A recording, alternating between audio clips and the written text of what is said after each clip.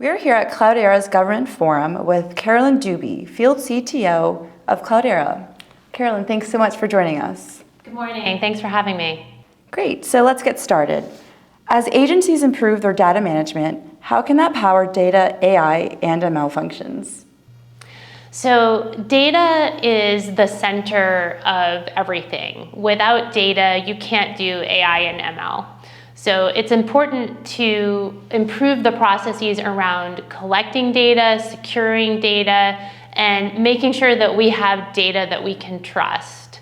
Data that we understand how it was collected, what happened to it on the way in, and then we need to know what was done with it after. So it's important to have that security, lineage, governance built into the data so that we know that when we are working with the data, we have accurate and secure data.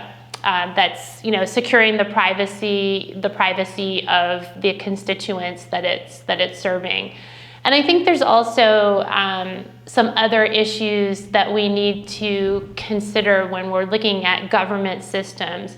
We need to make sure that the data that we're collecting is equitable. So are we getting a good segment and a valid segment of all of the population? We're making sure that we're reaching those that are underserved, and that the data and the AI and the ML programs that we're putting in place are ethical programs, that we have all of the right guardrails on. We want to make sure that as we start to build up these systems that are more automated, that we understand the ethical implications. And I think that is an area that we need to work on. What are the ethical implications of an automated system, and how do we make sure that it works accurately and correctly for everyone?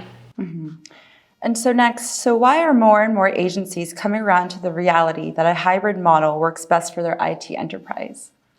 So the hybrid model really gives you the best of all possible worlds. So if you want to do things on premise and you have existing capabilities that you want to leverage in terms of the hardware that you already own, or if there are several use cases that you want to implement that are highly sensitive and you want those to be on premise in a very secure facility, you can do that. And also being able to leverage that agility of the cloud to be able to put together use cases very quickly and easily. So having that hybrid architecture kind of gives you the best of both worlds. And you can think about it practically. For example, if you're thinking about data science, if you're collecting data on premise, you have your always on systems that are collecting data, processing data, and then potentially pushing it up to the cloud, and then doing data science using a more elastic workload up in the cloud. So it really kind of gives you the flexibility and the agility to be able to deploy new use cases quickly, or to augment the on-premise capabilities that you have in a very easy way. Mm-hmm.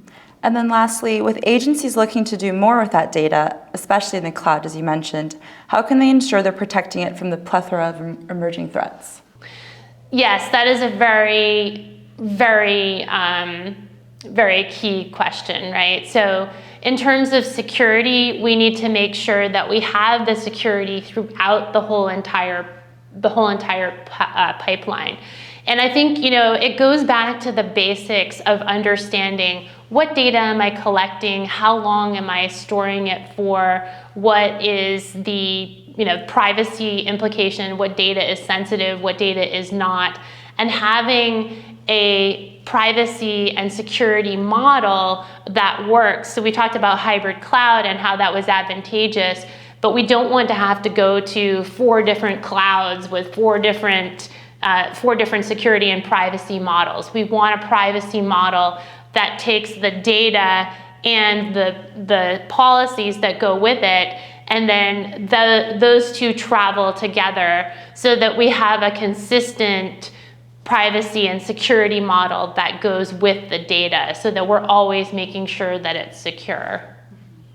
Well, great. We really appreciate your insights today. Thank you so much for joining us today at your event, Cloudera's Government Forum. Thanks a lot. Great being here.